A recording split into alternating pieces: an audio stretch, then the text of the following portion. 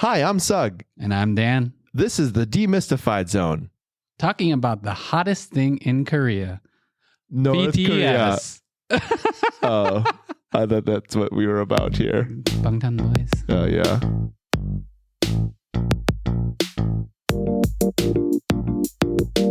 What's up, Dan? What up? Welcome back. Thank you.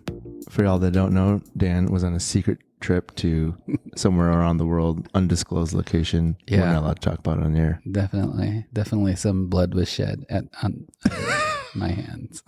But he's basically our Jason Bourne. We can't tell you where he went. And by blood, I mean marinated beef blood on my hand in Korea. Oh, I just gave everything up. You just, watch out. Everyone watch their backs. He gave it up. Yep. Well, welcome back from the motherland. Thank you. It's good to have you here again. We feel your presence. Yeah. It's good to I'm be sure back. there's a lot of good stuff that you got out there. I did. We talked to a lot of refugees, interviewed a lot on film, so you'll be seeing it in our media shortly. Did you ask any of them about the unicorn caves? We didn't get there. We're working through their traumatic events. This is why I'm not allowed to go to Korea, everyone. I'm not allowed to go and interview anyone. Welcome back. Yeah, thank you. It's good to be back on the air and back in the room. It's been a while. Yeah, it's been a while. Mike's here with us too. Hi, Mike. Wave to everyone. Mike's waving everyone. That was more like a Heil. Yeah, it was a little North Korean, actually, if you think about it. Yeah. Mike. Spy. Are they getting to you? You didn't say to sell us out, did you?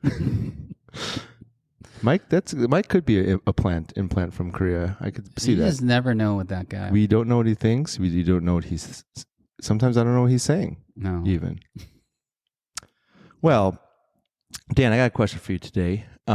Since you are back, I'm sure things were very. I asked you this in the warm up. I'm gonna ask you again on air, but in a different way. Were your kids like emotional when you came home? Were they like, "Papa, I miss you"? My youngest, Andy, he's 7, who wasn't on that one episode. He said over the phone repeatedly that he's gonna give me a big hug when I get back, and he did. He delivered on that promise. Oh, it's so cute because he's still at the height where he's hugging my leg. Aww. Did he like come running? Was it like a Hallmark movie where like slow motion he ran? Yeah, he dropped his Nintendo controller, whatever they play now. They dropped it. I was at the sound of the doorbell. Yeah, I was home when he got home from school. So as he was walking toward our house, I opened the door and he was like, "Aww!" Ran. Did he cry? No, he didn't cry. They don't really cry for me. They cry for their mom. They cry about their video games, but they don't cry about me. They're just happy you're there. Oh yeah. I don't know if you knew this, but I make the best pancakes ever in the world. So you know what? I've heard that claim multiple times in my life. So I gotta, and not to say that you don't. I'm just gonna say I'm not gonna believe you until I try it. You heard it from me? No, from multiple dads. Multiple dads specifically that's claim that's the one thing that they can do. I and their do kids, a lot of things, and apparently their kids are the ones that just agree with them. Anyway, so while I was in Korea, Jack would be like, "I miss your pancakes." that was the extent of their love for me. Yeah. Kids have a way of cutting us deep, don't they? I wouldn't know. I don't have any. Okay. Yeah. Well, what about you? When was the last time you got emotional? Yeah. When you met someone like? Yeah. Well, actually, I on my Korea trip, I got a little emotional. Okay. At a refugee story. Yeah. Okay. All right. Now, okay. Let me rephrase that. Yeah. When you see them, they haven't even opened their mouth yet. They walked in the door and you were like tearing up. You got emotional. Maybe you got excited even. So excited you still cried. Yeah. Yeah. I feel like maybe I'm confusing my life with like a movie. I feel like there was a moment where like a friend or family member who was sick Something like that. And I saw them, and then I got misty when I saw them for the first time. But I don't cry very much. So okay. Yeah. Well, we're gonna get into that today. All right, we're gonna go deep into your psyche and figure out why is that, Dan? Why can't you cry every time you see me? Because I did notice you did not get misty-eyed when I came walking through the door today, even though we haven't seen each other. Well, that could be a good thing because sometimes people cry out of terror. You know what, though? I would like if you cried out of compassion for me or love and fondness. Okay. Not just for my pancakes. Duly noted. Thank you. I'll make a note of that. Well, that's what we want to talk about today. So we're going to talk about crying, and specifically crying in North Korea. Why am I talking about this? Yeah. Well, why don't you tell us, Dan? Tell us, what is the deal with crying in North Korean culture? Because we've all seen, well, not all of us. If you haven't seen it, just look it up. Just type in the lovely Google. Tell him, Google or it, Google crying North Korea, and you'll see a bunch of videos. Mike, you don't have to roll those now, but yes, you can roll those in the background. Yeah, I mean, okay, so I think it's very shocking to see any Korean man cry, especially of a generation, like our parents' generation. Sure. How many times have you seen your dad cry? Sure. Zero. I saw my dad cry once when his mom died, and it was like, it lasted like 2 seconds. It was like, and that was it. Yeah. So yeah. Well, I think that's true in general of the boomer generation, any wartime generation, right? I think you could say that in America too, where like there are these like guys who went to the war or any war, and that generation of the wartime generation was like these hearted men who did not shed tears. That's true. So of that generation, so in North Korea or for me, I wrap Korean culture, especially our dad's generation, in there. You never see crying except in these moments. And so for North Korea, they put out this image of just tough, right? Yeah. At least they try to. Yes. And sometimes we see right through it. So you never see emotion. They're usually threatening America or Korea. And or smack talk. That's what they do. In your face, smack talk. Yeah, insulting America or Korea, of which I have roots in both countries. So to see one of these people get emotional, I think it's noteworthy. Yes. I just think it's interesting and noteworthy. I don't know if it's genuine. Sometimes it is, sometimes it isn't. And it'd be interesting to discuss it. Yeah, and like in general for myself, when I think back of any media I've seen of North Korea, and given it's a very slim window, I never picture a North Korean with a smiley, cheery face on. It's either very solemn and somber or serious, or crying, like weeping, crying. Yeah. And so I want to pull up this article from 2021. Basically, there was this 11-day period of mourning for Kim Jong-il, that's Kim Jong-un's father, where for 11 days, people were not allowed to shop, have fun. They weren't even allowed to laugh. Yeah. And then also they weren't allowed to cry, meaning like if someone passed in their family, they would have to hold on the tears. And I'm laughing. It's serious, but it's just kind of ridiculous that it's crazy. They were literally not allowed to cry for anything else. But no, I think it was. I could be wrong on this. Oh, laughing. A ban on laughing. No, there's crying. You're not allowed to cry either. Okay. You're not allowed to mourn for anything but the great leader's father. So this happened in 2021. It was like 11 days, and I don't think it was one of those sanctions where it was like or deals where they had to cry, like when the leader first died. But they did. You're saying they did? Definitely. So from the interviews that I've done and the literature that I've read, especially for Kim. Okay, so Kim Il-sung was the father of the nation, and he was truly beloved. and right before he died was when all this is granddad of Kim Jong Un, right? Okay, the first granddad, guy, the eternal president of North Korea. Okay, as he's given the title. They say president or some eternal leader or something like that. Okay. Yeah. So when he died, they say the tears were genuine. Like people were really shocked, and he was beloved. Okay. And that was he died right before the famine. Okay. So when Kim Jong-il came onto the scene, that's when all the hardship started. And so it might not have been totally his fault, but not unlike any presidential thing. Well, Biden might not have started the inflation situation, but he's often blamed for it because he was just there during the time, right? And keep it unpolitical here. All right? Sorry. I'm just messing. So you know what I'm saying, right? Yeah, Trump, yeah. He got blamed for Obama, whatever, right? It's a legacy thing. The country lives on, but the leaders move on. Right, exactly. So Kim Jong-il, when he died, they say those tears weren't exactly genuine. A lot of people think that because there was so much hardship and all this chaos happened. So when you see these images of Kim Jong-il when he died, people say that there were at every city had a statue at that point of Kim Jong-il.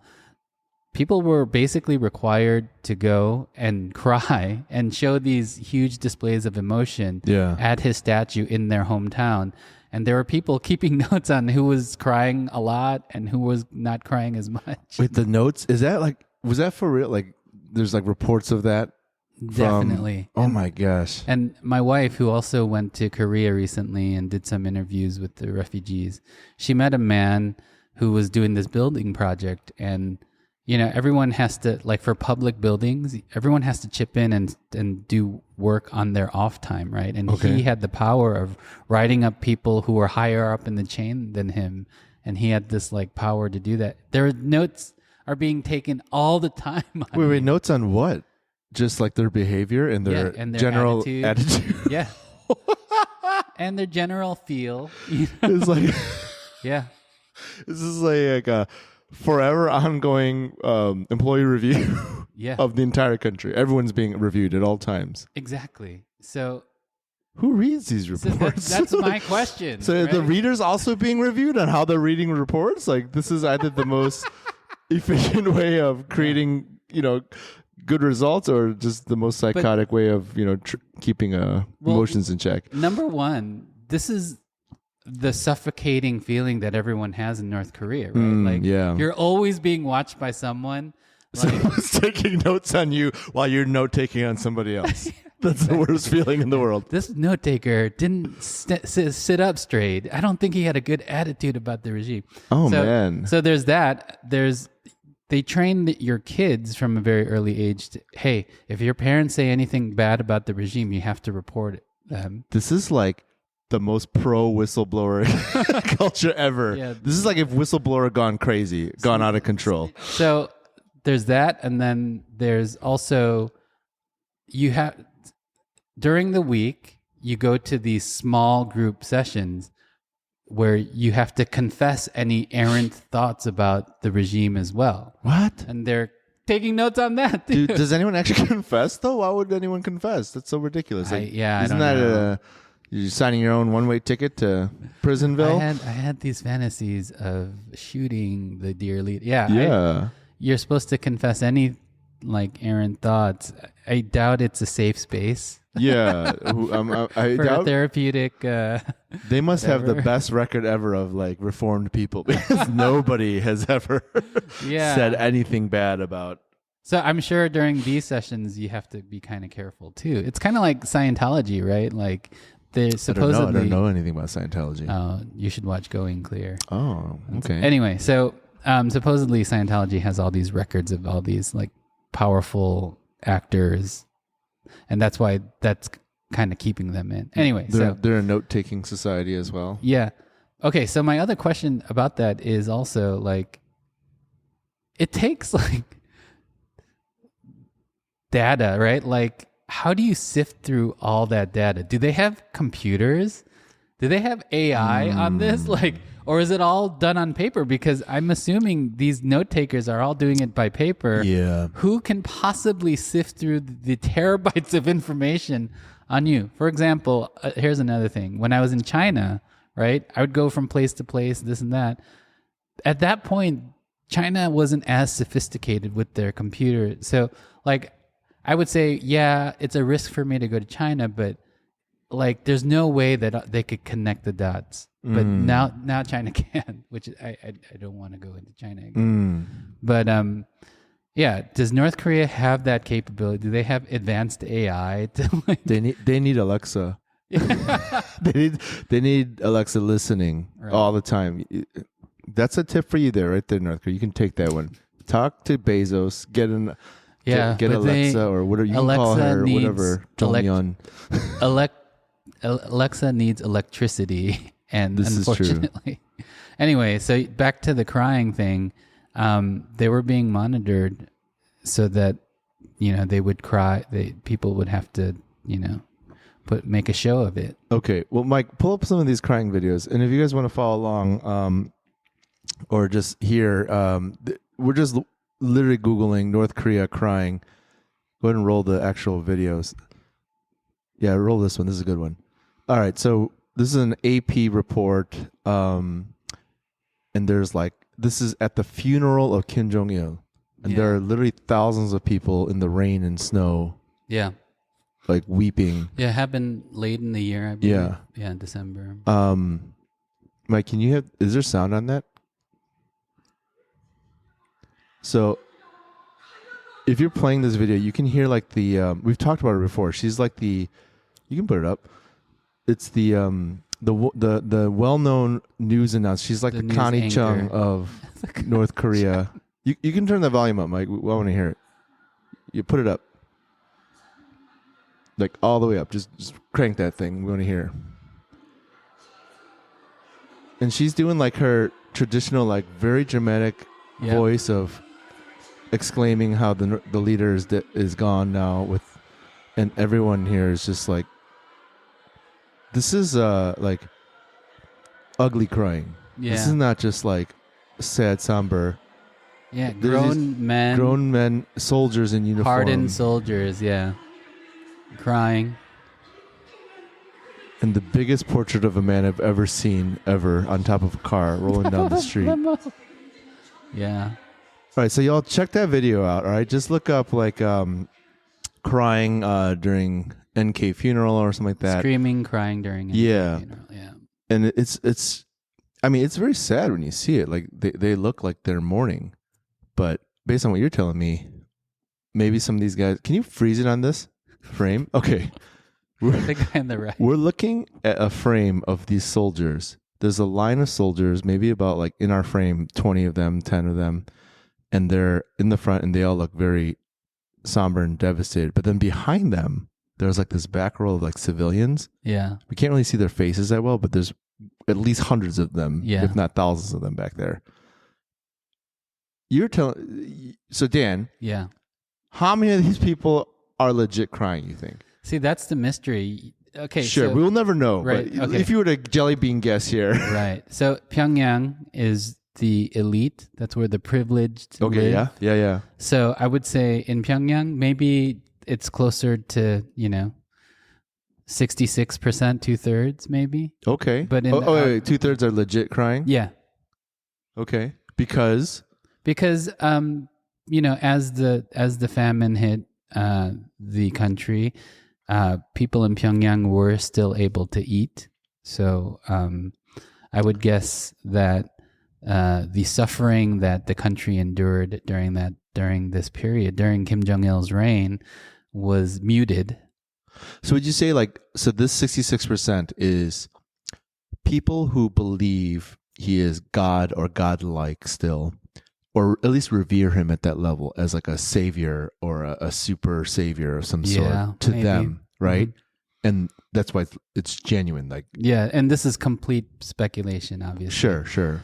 So yeah, But let me, that's really good for our listeners. So like the context here is if these people are genuinely crying, yeah, what are they crying about? that their God has left them. That's, It's I mean, crazy. that would take ugly crying, you know, Yeah. like that would bring me to ugly tears. Yeah. Yeah. Yeah, exactly. That these guys are mortal and they have left them. Yeah. And so the latter third or whatever, Yeah. this percentage that are faking it, hoping they making it, Faking it to make it. they're worried about the note takers. They're about the dude exactly. that's not crying as hard behind them, and because Right. he's busy scribbling down notes. Yeah. I mean, and you're instructed, even if you're not a note taker, you're instructed, hey, rat this someone out if you feel like they're not being as loyal. Wow. Yeah, it's crazy.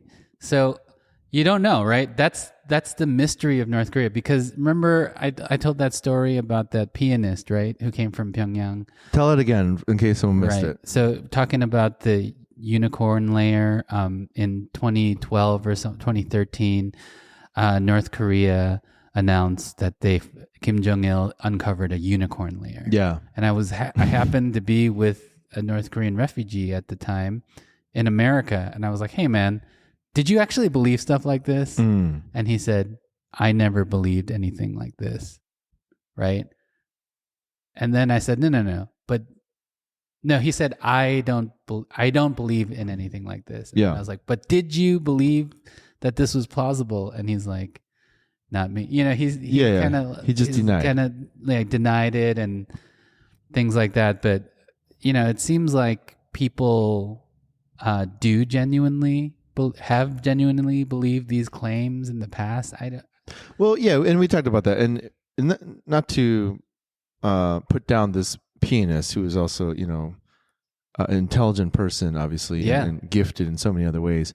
But if you grew up in a world of just make believe, like that's all you have to believe, so you would believe that, you know, until you found otherwise, right? And if he said, "Yeah, I totally believe that," I wouldn't have judged him or laughed at him. Sure. So yeah, but you know, these people come out of their country, they want to seem competent and they want to seem smart and they want to seem above that. But I wouldn't judge anyone who was totally buying into it. Yeah.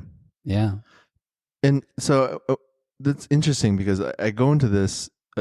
I wanted to talk about like that whole thing about like, if you grew up in that culture, that's all you know. Mm-hmm. Talking about now bringing it home, our own culture growing as Korean Americans here. Up at the top, you talk about how your dad didn't cry. My dad didn't cry. Yeah. He was like the toughest guy I ever met. Or so I thought. No, my dad was the toughest. Sure. They all were, right? Yeah. And I remember I was watching these Korean dramas. And if you ever watch Korean dramas, any of them really, they really can drama it up. But when it gets to the crying, any crying scene, it's like, okay, let's call the Oscars here. But let's not. Let's call more like, let's call the Golden Globes, because it's like the most, it feels so weird because like it's so ridiculously over the top. This is like, if you guys haven't seen Korean, this is like 12-year-old girls crying over like Justin Bieber for the first. It's like crazy. Like they're just giving their all. Like their minds are blown, or they're just like pouring out everything. It's like ugliest crying you can never see. Yeah, and that comes from somewhere, which is culture. And you can tell us a little about that. Yeah, that's the thing, right? Like Koreans are a very emotional culture. Although, like, so the Korean flag, if you guys have ever seen it, it's in the center is a yin and yang, right? And that's on the outside. Yeah, I know. Yeah, and I just wanted to show you that I'm wearing the part of the flag today. Yeah. Thank you.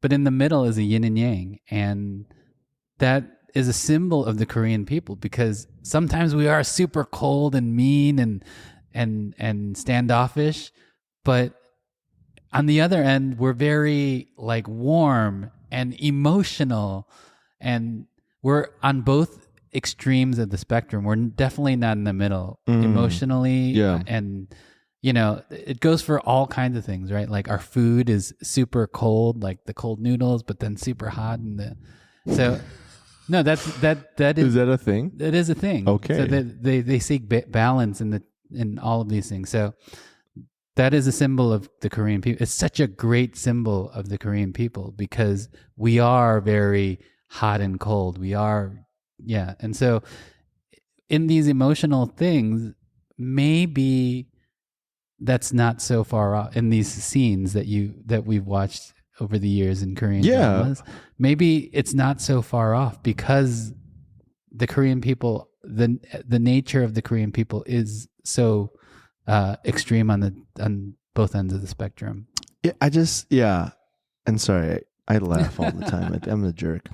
Yeah, but it's like it's so extreme. Like, yeah, and I think it's just so foreign to us as Westerners to like, not that we're foreign to emoting and having emotions and crying, but like, rarely have I ever, if maybe never, gone like 100 on my ugliest crying. I mean, I probably hit that I've probably been in the 90s at least a couple times in my life. But this is like at every funeral, sad, mostly funerals, but like sad occasions. yes. So I looked into this. I did a little wiki research on the Korean culture, and it basically they come from this like Confucianism ideal, right? And there are a lot of like not rules, but like again, it's cultural, right? Like that. For example, I'm just going to read it. Like, first, people should be mourning for 3 years, during which time Jesa ceremonies, I don't know, must be held. I don't know what that means exactly, but basically, like, it's when their parents died, and so every year they're like crying. They'll do it again, and they'll like or mourn for their lost parent, and then the female family members must be continuing to weep to demonstrate their grief. However, men, girls, man, I know, and then however, men are not allowed to cry, and are required to control their emotions. So that, like, again, explains our dads a lot, like how we had this cultural ideal of like men don't show their emotions, but female, you better let it out and continue to let it out forever. Okay, not great on either side there. And then. So, like, third, relatives and friends will write a funeral oration to mourn the deceased and express the grief, which, by the way, are really crazy orations of, like, screaming, crying while you're saying, like, your eulogy, basically.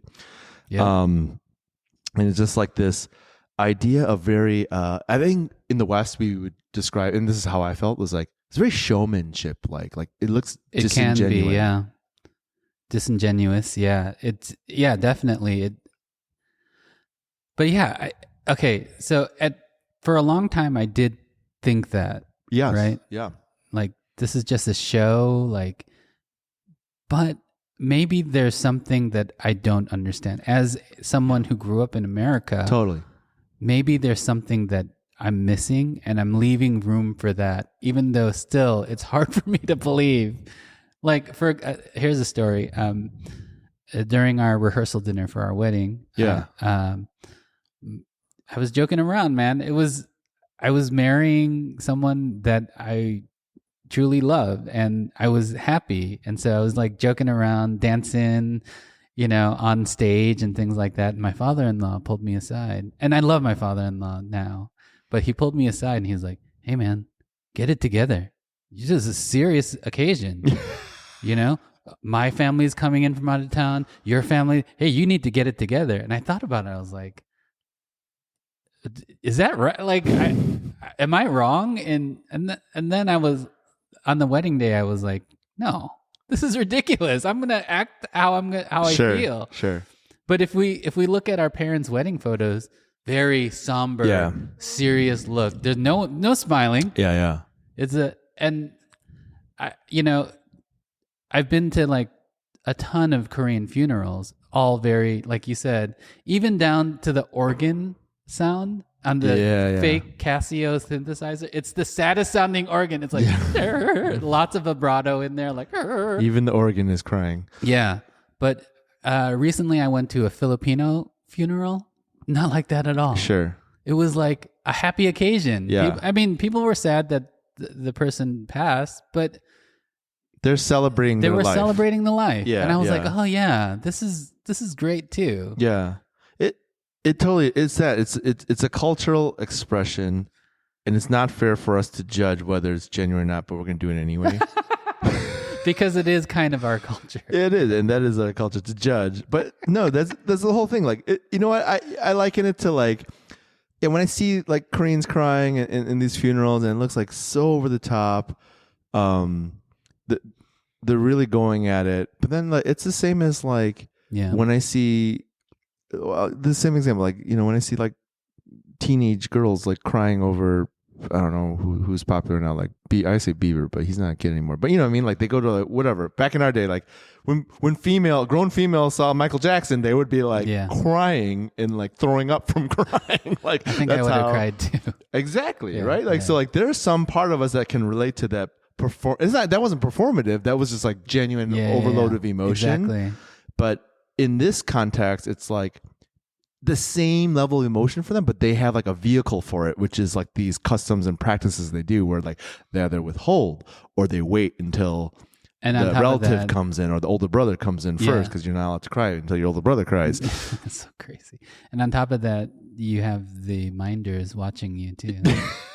So no, it's like another layer of complexity. It's right? like you might have the emotion, but you can't let that out. You can't show your cards until the right note taker comes by. Right. Then you're like, like let it fly, let it fly. Honestly, I think it's quite impressive. I can maybe cry that intensely on command or cue. Can you? I've never tried. And I'm quite the emotional person. I think. Yeah, exactly. We're both, I think, pretty emotional people on the Korean spectrum of emotion. Yes, I think we would both be on the emotional side. This is not a political statement, okay? So don't take it that way, listeners. All right, okay. That's on you if you do. But the comparison is like if Joe Biden came in a motorcade and drove through your city, you know, with a picture of his dad who passed away.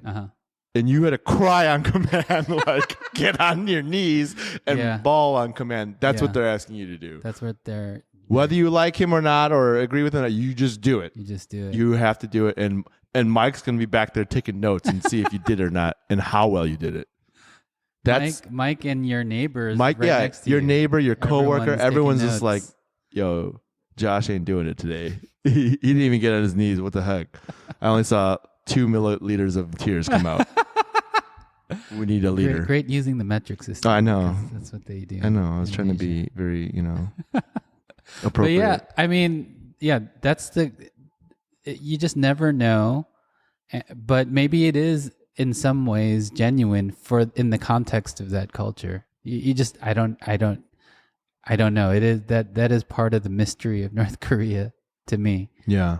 And it's just another added... Again, because South Koreans share this cultural thing, but again, it's just so much more amplified in North Korea when you're forced to do it, or else your rights get taken away. Or opposite. Like in the one article, you're not allowed to laugh. You can't have fun. You can't smile. Yeah. Which is unfortunate, and hopefully one day they will find the balance. I'm not saying they should get rid of their culture. Yeah. Because there are, I think, beautiful things about it that they can appreciate. And I think Westerners could learn from as well. Yeah, definitely. About having respect for people who did important things, Right. Because we just like our own opinions, you know what I'm saying? We like our own liberties for sure here in America. Yeah. Even, the more recent instances of Kim Jong-un crying, when he apologized to the North Korean people that the economic reforms that he enacted at the beginning of his reign didn't work, I think we should look at that and say, wow, that is a stunning turnaround from what we've seen from the leaders in the past, because you never saw Kim Jong-il or Kim Il-sung cry. Yeah. Ever. Yeah. And maybe that's a sign that, things are changing in North Korea. Who knows? Hopefully that's what it is. It's like they're starting to modernize their, I don't want to say modernize, but change, like you said, change in their cultural ways of like, allowing a little more emotion to come in naturally. I hope so. Yeah. All right. On the way out here, I'm going to do my ridiculous what if question. Okay. And for all the listeners out there, again, we hope that you send us your email. Let us know your comments, questions on anything we talked about today, or even ongoing in general. Yeah. You can hit us up at dmz@crossingbordersnk.org. Send your questions there. Yep. And you can even send your answer to this question. Dan, would you rather, this is going to be a would you rather. Oh. Would you rather be forced to be unemotional for a long period of time? I mean, you can't show any emotion. You got to lock Even that laugh. up. You got to lock it up, everything. Yeah, everything. Lock it up. Or forced to emote at every time something bad happens, and it could be as menial as like the Bears lose. Yeah. And when you emote, you have to go 1,000%. You gotta red line it. Yes. Like Stella comes home with a C, you gotta lose it. You gotta like tear your shirt off and cry. Which is it gonna be? Oh man,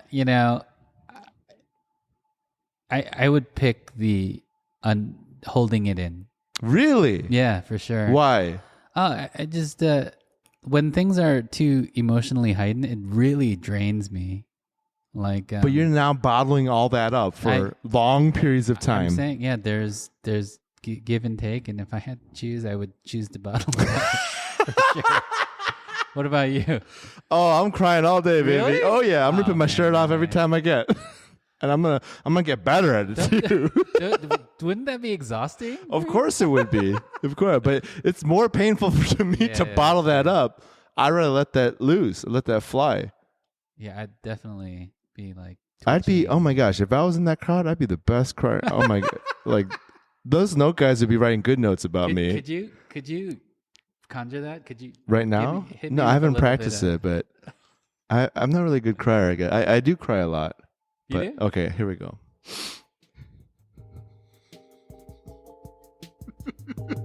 That's pretty good. That's pretty good. The mission of Crossing Borders is to show the compassion of Christ to North Korean refugees and their children. This mission depends on the generosity of people like you. If you'd like to make a real impact in the lives of North Korean refugees, please consider donating. It's super easy.